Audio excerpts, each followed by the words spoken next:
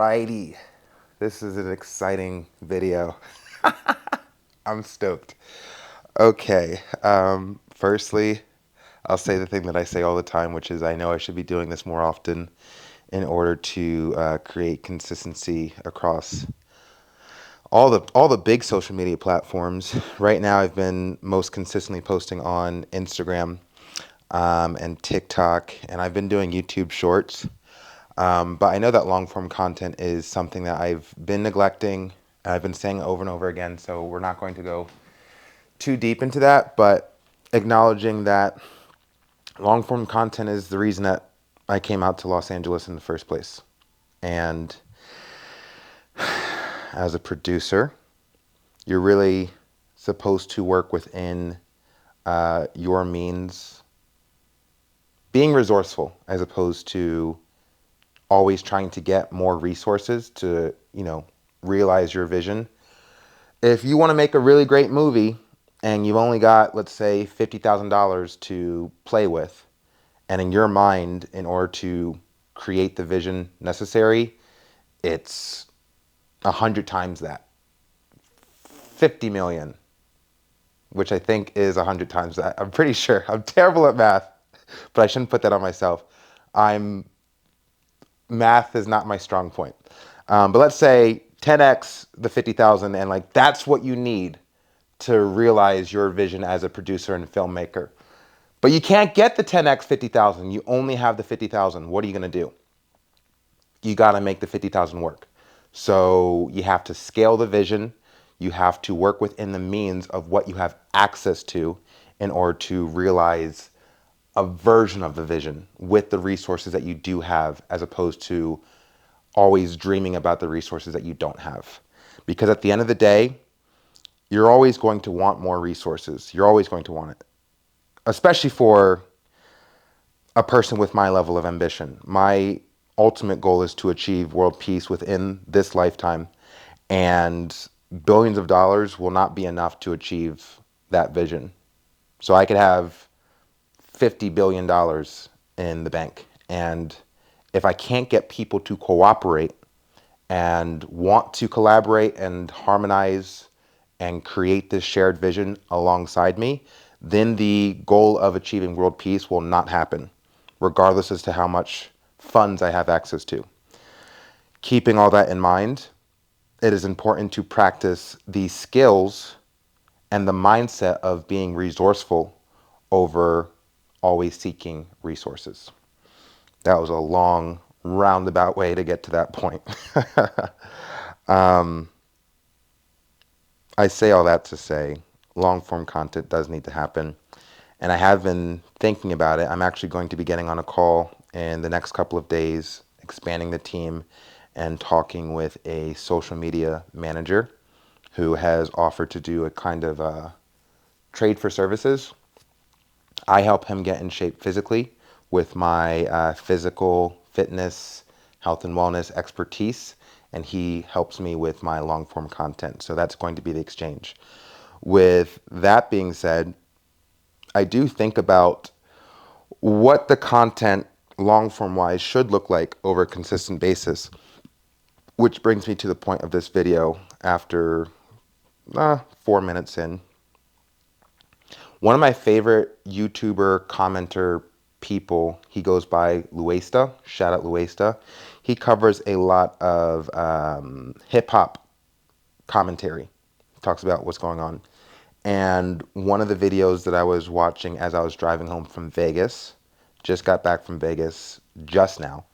I'm not going to go into how that trip went yet because I want to focus on Luesta. But basically, what I really like about Luesta and something that he brought to my awareness, a lot of these YouTuber commentators are just talking directly to the camera, very similar to how I'm doing. They might change how the aesthetic looks, maybe some cool lighting, maybe some red and some blue, maybe some purple, maybe a higher quality camera, and maybe there's a mic right here instead of right here. But essentially what they're doing is talking to the camera. Luesta does commentaries on certain topics, and he's able to build an entire platform around different subjects that are happening within the hip hop industry.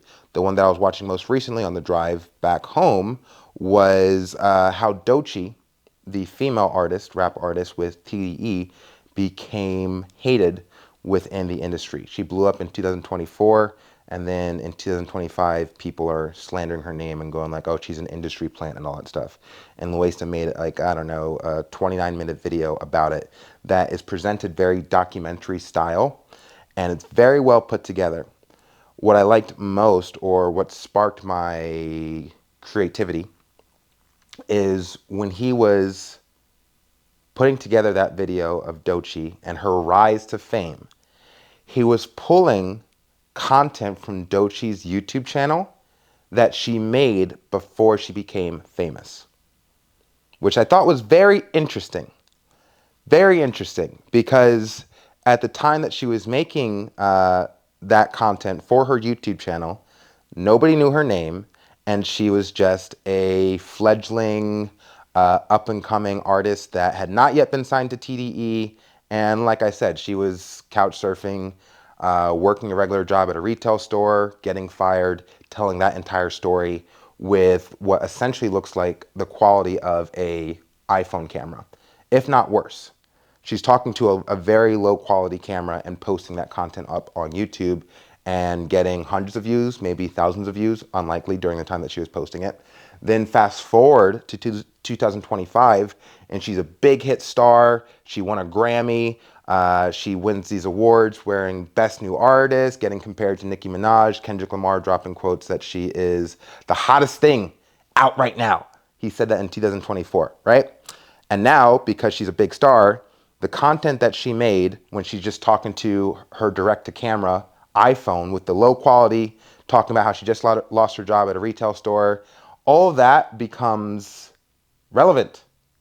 And a YouTuber like Luesta can access that old footage of Doechii before she became famous that she was posting up on YouTube, and he's able to repurpose that content for his own purposes and make a collage of his own documentary telling the rise and current status of Doechii. I wonder if I'm taking a long time to get to the points that I'm making, if I'm just long-winded as a storyteller, or if like I will always aim to be more concise. Granted, within the context of long-form content, how concise do you have to be? You know, because we're just talking, we're just hanging out. This video could end up being an hour long, and if it's like, if there's value, if I'm contributing value to this video, then an hour long video is not the end of the world. But that's the whole point. That's the whole point. What separates an hour long YouTube video talking to the camera from a high quality one and a low quality one?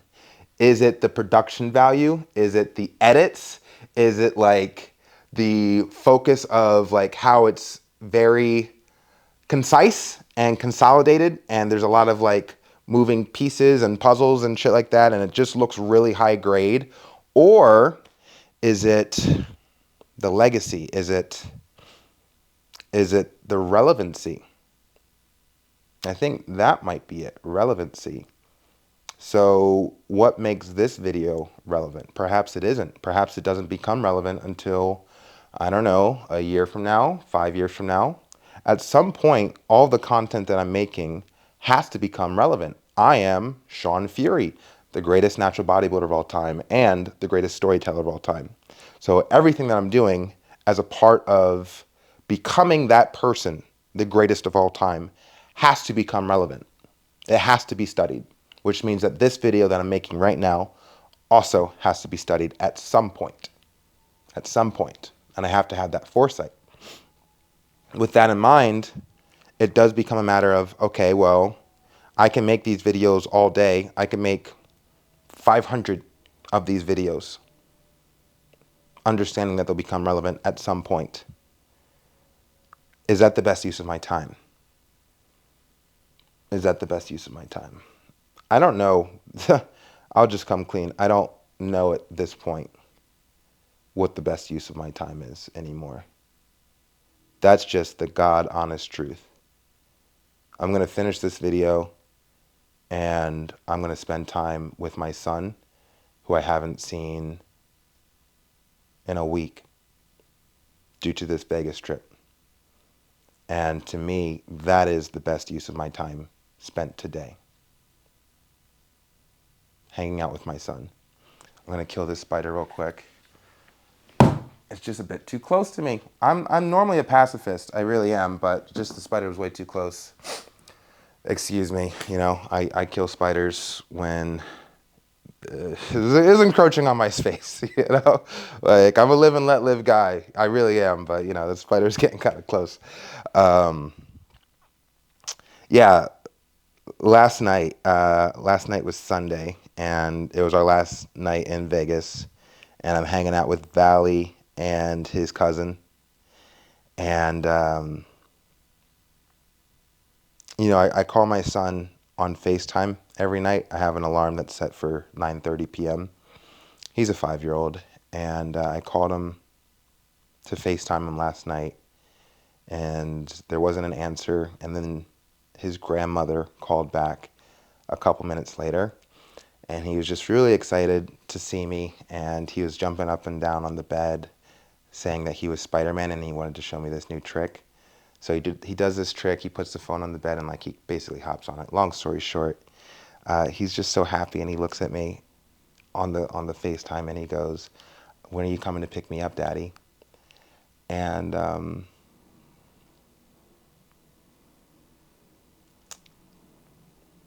you know, words don't really do it justice. What it means, to be a father and to love your son and to know that your son loves you. Words really can't put it into full expression. To know that he's the most important person in my life. He is the most important person in my life. And that I love him unconditionally. And that all I want is the best for him. And I have to create this world, this environment that he can flourish in. Which is not to say that he can't flourish as things are currently. But if I could make this experience of life better for him and for his generation, why wouldn't I? If I have the power and the ability and the drive and the focus and the foresight to create a world that is just happier and more abundant and less divided for our offspring. And that's why I'm doing this. That's why I'm doing this. So where are we? Where are we in this story? We're constantly making discoveries. We are constantly making discoveries, which I guess you'd have to say is par for the course, because if your goal is to achieve world peace, go down in history as the greatest storyteller of all time, then it would stand to reason that you would have to constantly have discoveries. You would have to. I mean, just imagine the person I am today achieving that goal. It doesn't conceptually make sense.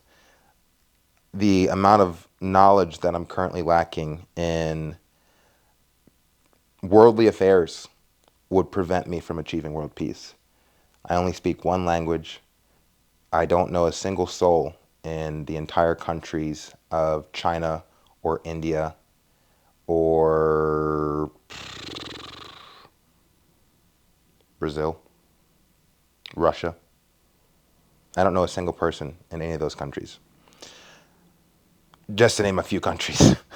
So if I were to achieve world peace, it would stand to reason that I would need a bigger network, and I would have to be appealing, and people would have to want to collaborate with me in those different cultures. So I am not the person who achieves world peace. I am the person who becomes that individual over the course of my career of conscious effort, intention, purpose, and focus. That's who I become. So where are we? Where are we? Where are we? Where are we? Okay. Where are we? Story up until now. The story up until now. The greatest story of all time is the hero's journey, with an emphasis on the friends that we made along the way. That is the greatest story of all time. One of the greatest depictions of that story in modern times would have to be One Piece. One Piece is a cultural phenomenon within the world of mangas and anime. It is the most successful anime and manga, I think, of all time, maybe. If not, Dragon Ball Z is, but that's another great example. Another great example of the same formula for the greatest story of all time. The hero's journey with an emphasis on the friends that we made along the way. If we were to take a look at One Piece or Dragon Ball Z, focus on the specific protagonist within One Piece, it's Monkey D. Luffy, and his entire story is about becoming the Pirate King, which is the arc of the hero. And during that journey of becoming the Pirate King, it spans years, and he assembles a pirate crew around him that he views as his nakama, or family in Japanese. So he assembles a pirate crew, all with different purposes, motivations, and dreams for themselves. And they come together under Luffy's leadership, under his captainhood, and they help each other achieve their respective goals while forming a close-knit bond of friendship, community, and brotherhood. That's the greatest story of all time. That is the greatest story of all time. Then from there, you get to do whatever you want so far as playing with different themes and genres. You want comedy, throw in some levity in there. You want horror, throw in some supernatural, scary shit. You can do whatever you want with multiple different genres, different themes, heartache, romance, brotherhood, what is it? Overcoming obstacles. That's a really great theme. Stakes. Always raising the stakes in order to tell an epic story of meaning over a typical, day at the office. That's the big difference. If 90% of the world's population is living life one way with the same routine day in and day out, maybe they're in their 40s and they've got their whole family, they've got the 2 kids, they've got the wife or the husband, what have you, and they get up every morning and they go to work, they drink their coffee, they eat their food, they daydream about when they can get off work, so that by the time that they get off work, they're doing the thing that they are daydreaming about. And guess what? The thing that they were daydreaming about was watching television, eating food, bullshitting with the friends or bullshitting with the family, and then going to sleep, starting the entire day over again. That is not an exciting story. It's not an exciting story. What makes it more exciting? Maybe a departure from the routine. One story that I think of often, which is a huge departure from the routine, is Everything Everywhere All at Once, starring Michelle Yeoh. I believe it got Best Picture. It definitely won some Oscars a couple of years ago. But I mean, you take that concept of Everything Everywhere All at Once, and it starts just a normal day. Just a normal day. And the departure from that routine as it becomes a multiversal conflict, threatening the very fabrics of the universe and reality, like those are the stakes. It goes from completely mundane and normal, the same day spread out over 365 days a year. All of a sudden, because of the stakes being raised to multiversal level proportions, that specific day becomes incredibly important, and our focus becomes narrowed. Every moment matters. Every decision in this moment matters, as opposed to the normal mundane, where we're just making automated decisions that really have no relevancy to whatever specific moment we're in. We're just kind of keeping the cycle of routine, mundane redundancies going. Is any of this storytelling, or is this like a masterclass? Am I doing a masterclass right now on how to tell a great story? Maybe I am. Maybe there's nothing wrong with that. I would like to get to the point where these long form content, direct to camera, actually becomes story. And we could actually make it available for people to watch and go like, okay, I'm tuning into the Shaun Fury story. I'm tuning into the Shaun Fury story, the Natty King. Where are we with that? That's the story, isn't it? Isn't that the story? Shaun Fury, the Natty King, the Natty cinematic universe. Like, that's the whole thing that's being built. And if we had the funding, going back to the whole 50,000 to 50 million, like if we had those resources, those financial resources at our disposal right now, what would it look like? What would it look like? I have an idea of what it would look like, obviously. We just have to sit into it. We just have to sit into it. So let's say we had $50 million right now. We would definitely go big on promotion, marketing, advertising for the Natty King, who will be crowned the Natty King and bring about the change, the shift in the fitness industry. I would like to refer to it as a reboot. We are rebooting the fitness industry by crowning the Natty King. $1 million cash prize, biggest cash prize in bodybuilding history, and it is exclusive to natural competing athletes. For this season, to likely star on Netflix in 2028. For this season, it's definitely lifetime naturals. Definitely. All 30 athletes will need to be lifetime naturals, and you are innocent until proven guilty. You are innocent until proven guilty. So if you are claiming natural and our paths cross and I'm considering you for the show and we do the whole interview, I've been having these interviews on Instagram Live, and I like you, I like your physique, I like your story, your origin, you add something of value to the project, and I offer you a spot on the roster. You take up one of those 30 positions. I'm going to believe that you're natural because you're telling me that you're natural, and you will be natural until it is proven that you are a liar, which would be incredibly unfortunate, very unfortunate. And at that point, we would have to let you go. How do we prove that a natural athlete or a person who claims to be a natural athlete is lying and is not, in fact, a natty? How do we prove that? Well, we have blood testing where we actually draw blood and do an analysis showcasing their testosterone levels and things of that nature. It all becomes very technical and scientific, which is outside of my wheelhouse. However, there are experts who specialize in assessing a person's blood work to determine if they have used anabolic steroids in recent history.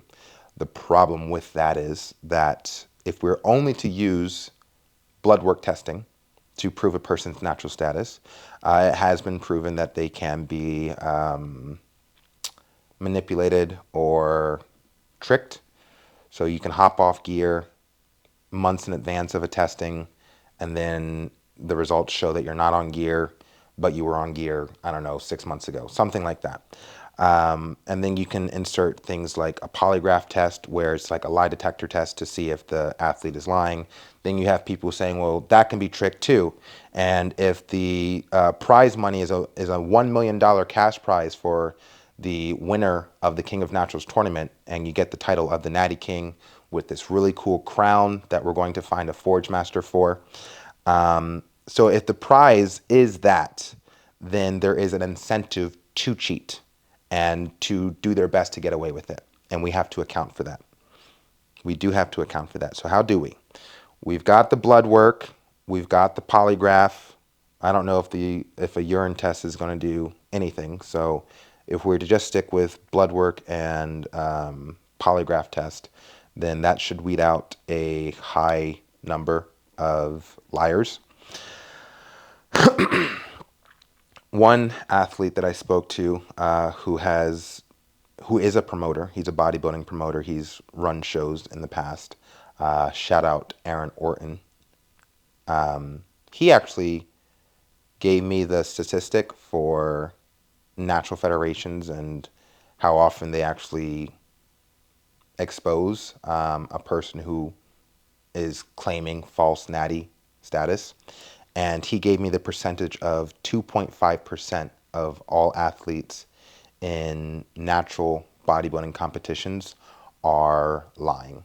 And that's not really a terrible percentage, which is to suggest that after we do fully cast the 30 natural athletes for the King of Naturals tournament, and have them compete for the title of the Natty King, with a 2.5% chance of one of them being a liar, it would end up being potentially one athlete out of the 30 is not actually a lifetime natural.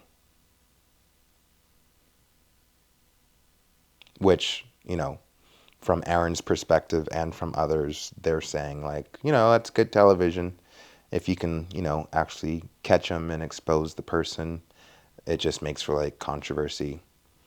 That's not something that excites me personally. I'm not really, at the end of the day, trying to make the most controversial show on television. That's not my goal. My goal is to show anime levels of epicness, excitement, meaning. I'm looking to create meaning within this experience of life and display it in the pursuit of that title, that Natty King. So if that's my goal, then I would prefer for like none of my athletes to lie to me and tell me that they are a lifetime natural and them not be. That would be my preference. Let me just make sure that the mic is still going. It is. It is. That being said, you don't always get what you want, but if you try sometimes. So, yeah, maybe we get one athlete out of the 30 who lies on their resume and claims to be a lifetime natural and isn't. Or maybe we get more than one, and we have multiple people. How do we find out? Do they fail the lie detector test? I don't know. That all remains to be seen. But the show is going to be designed the same way that my mind works, which is optimism, transparency, good intentions. That's how the show is going to portray these athletes. We are going to take the benefit of the doubt.